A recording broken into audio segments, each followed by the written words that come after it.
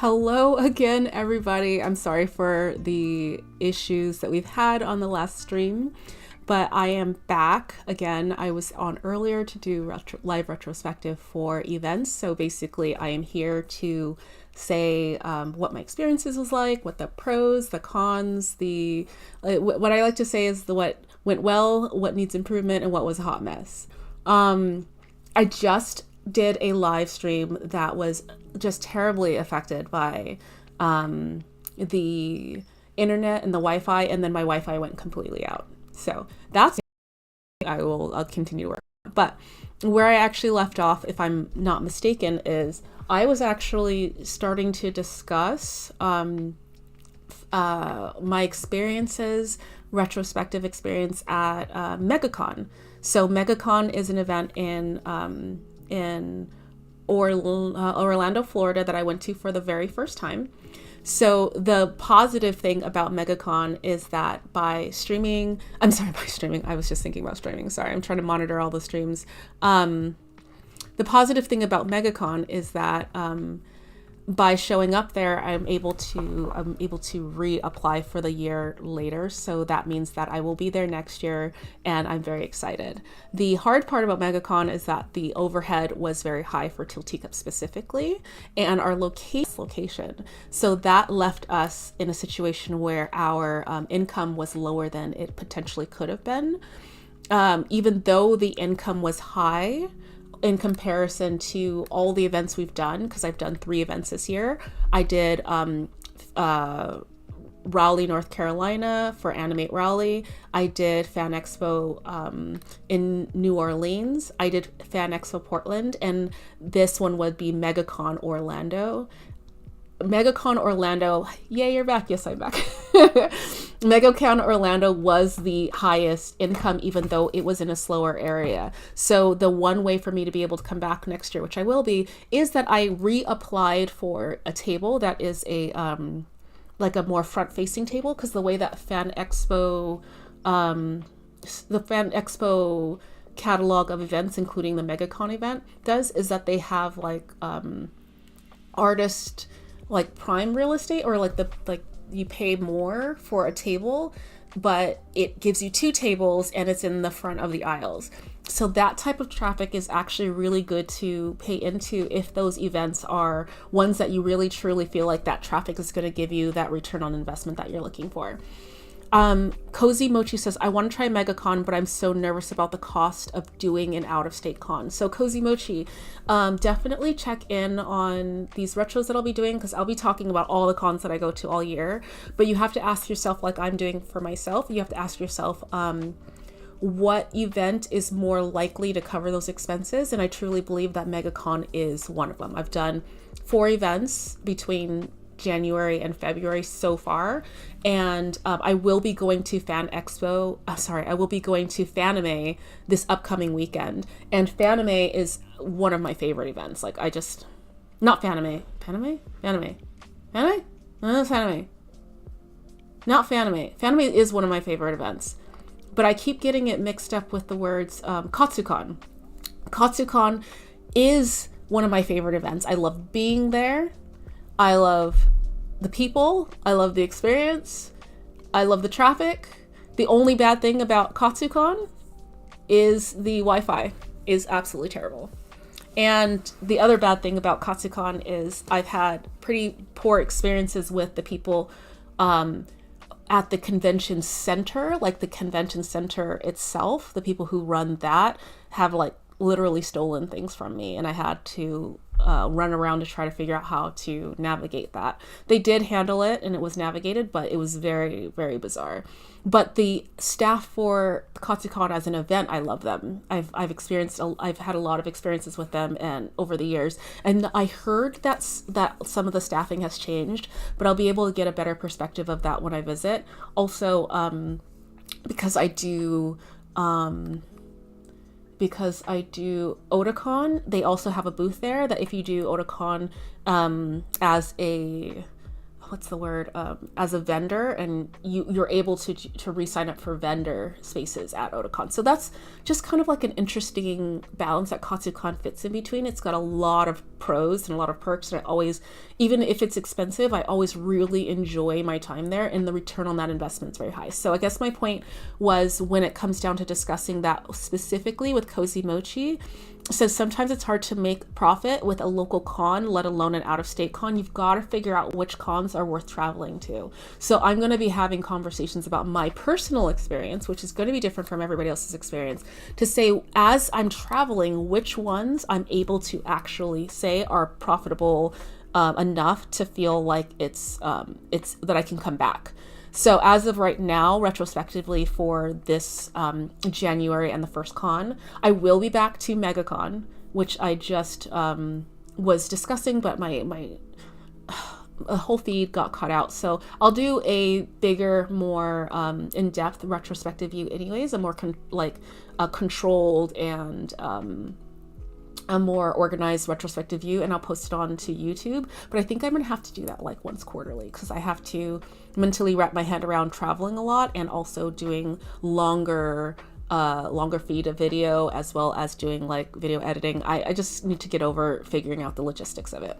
But in general, Megacon is one that I will be at again, and I would still recommend people go to. Again, one of the bigger things about it is that I was not in a very great space, and I had a very high overhead. So if you have a chance to, if you know anyone who's traveling to the event, and you have a chance to like share a hotel or reduce expenses in any type of way, I can definitely say that that's what I would suggest. Now, one of the experiences that I did want to talk about when it comes down to Megacon for me personally is not about the event itself, but something that I tried testing out, and that was cargo shipping. Now, this is not for, oh, I'm doing this my first time and how am I going to get things out there? No, usually, just to give you perspective, I have these large trunk suitcases that I will talk to you guys about again later on. I'll try to make a reel or something like that to give you guys advice on what I use when I travel. And my suitcases, I love them, and I've been through trial and error, so I'd like to share my experiences. I have these large trunk suitcases. You could only fill them up to about 50 pounds each, and I carry about 150 pounds worth of inventory with 150 pounds.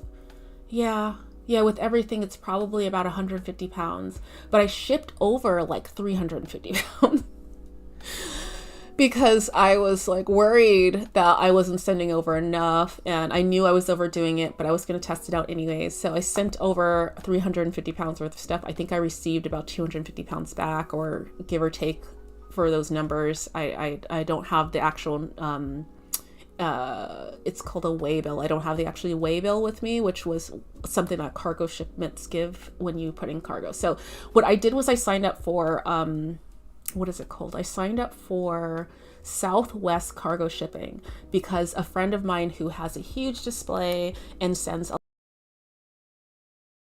I asked them, they were Southwest shipping, and I asked them about it, and I wanted to test it out for this event specifically.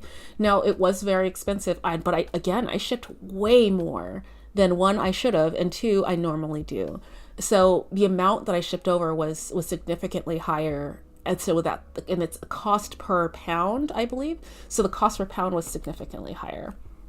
So had I reduced the amount that I was shipping and been more, I guess, if I would have known how much would be sent back, then I would have shipped over significantly less, and I would have less overhead in return. But cargo shipping is something that I experienced, and I want to share with you guys. I use Southwest. Signing up for Southwest Cargo was very easy online. You go and you sign up, as you sign your business up for cargo shipping. You sign yourself up as the basically the proprietor of the business, I guess, and then you wait for the approval. And I believe I got an approval within a couple days to a week, like less than 7 days. And they give you a lot of information to go through, but it's possible to go through it. So which I'm dyslexic, so I have a hard time. I do have a team member who helps me sign up for all these events. So like we kind of work together to figure out like what the best course of action would be. And then I talked to a friend of mine as well to say, okay, I'm doing this for the first time. I'm very anxious about it. How do I manage cargo shipping? And they gave me their feedback and their experience, and it just made it easy. So what I did was I shipped it out through Southwest Cargo, meaning that I drove over to the Southwest Cargo facility, which there's a list of facilities available online if you just type in Southwest Cargo facilities.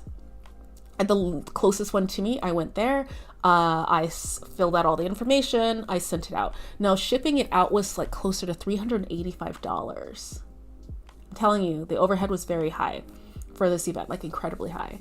But it was a test run. It was the first time. I already knew I was doing this. I didn't know how much it was going to be because it's my first time.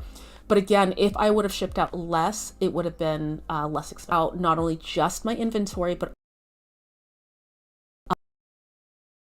it on like do like added luggage, 2 added luggages, and that usually cost max like $300 if I'm doing 3 added luggages, because $150 is how much these airports often charge for a third. Sometimes they'll charge $75 and $40 for the first 2. Sometimes they'll charge $35 and $45, and sometimes they're free. By that I mean the first 2 are free through Southwest. So I've been traveling a lot through Southwest in general to get 2 free luggages. But pulling back to Southwest Cargo, having a Southwest Cargo account is the first thing. Then using it was really easy. I dropped it off, signed it all up. It got there. I think it was estimated to get there within a day, and it did. It got there easily.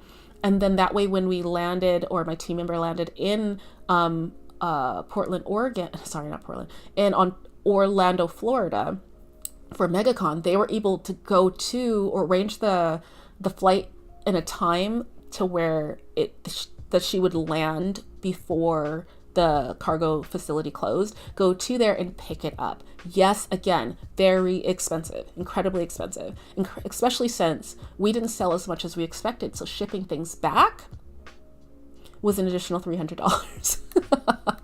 So the overhead was like $685 or $690, which is absolutely insane. Not to say that I haven't spent that kind of shipping before, because I used to ask my team members, was it that expensive before? I'm not sure. But I used to ask I used to have a third party facility who managed my inventory, and they would ship things out, and they were not very thoughtful with how they were managing the costs of things. They would wait till the last minute and ship it, like one box at like $180 something, and that would cost, that had not a lot of inventory in it, that would like be able to cover all that. So in this case, even though it was required, it was better for me to do that because I was able to ship it out and have it arrive the next day and then pick it up within 2 days. So as long as we managed the timing, which we did correctly, it didn't do what happened at the last events in January, which we shipped stuff out and it estimated it was going to arrive there on time, did not, and then we did not have it for the next 2 events because it arrived later than we needed it. So that was such a big pain, but the cargo shipping was really easy. So if you guys want to know more about cargo shipping, please let me know, and I will do a retrospective view on different shipping options in general, and probably set up either a reel or a live or a long form video for YouTube. Just depends. So I'm going to look at the chat a little bit. Someone says, I'd love to do AX, but I don't think they'll allow me in to sell my prints and stickers because they're a little similar to the source material. That is a big deal. So please make sure that whatever you're doing, especially at Anime Expo, is going to have variety, but Anime Expo has a relatively different amount of rules for Artist Alley than it does for Vendor Hall. So I don't know, depends. Also, Anime Expo changed system lately where they moved just system. I mean, they pull in those numbers like a way for you to re-sign up, away and shopped. I guess it changes to where you might have more of a chance, you might have less of a chance. It's just kind of like a weird weird thing to predict, but you can definitely apply. Anime Expo is one of the biggest and most profitable events that you could apply for. So from anyone who's starting in general, like getting in would be a huge deal. Cozy Mochi says, I'd love to chat with you more about cons and stuff. I will be coming on here at least once a month to talk about cons retrospectively. So I'm definitely, and I'm going to try to do a large retrospective view of either on a monthly basis or a quarterly basis to talk about like all the cons I've been to, because I'll be doing a whole bunch of cons this year, like way more than average. So this is something I'm doing for my, and because I've been talking myself that I would do this, I have kept up with it. So you guys are kind of holding me accountable for making sure that I do this, which is actually really fun for me as well. Someone says, hi Gail, hi Nerdy Cat, it's good to see you. Whoa, laggy. Oh, I'm so sad it's laggy again. I tried my best. Oh, my wallet hurts just talking to you about this. I'm so sorry. And remember, Cozy Mochi, this is just my current experience for this one con. As laggy as it is, I'm not sure what you're able to hear. But the retrospectives that I had previous to this were not as, how do I put this? They weren't as bad financially because I had a lot less overhead. So this is me talking about like the opposite situation where the overhead is very, very high. Nerdy Cat says thank you. Let's see, where am I at? Someone says, I met you at, Kat Ramos is also in the TikTok chat, says, met you at Sticker Expo. Frankincense, hello! Thank you so much for coming and seeing me again. Surprisingly, there's a lot of people that will say that they met me at the Sticker Expo. So that's very strange. Because knowing how many people say that, it makes me want to go back, because it was relatively small in my opinion for like showing up and trying to figure out how much money you can make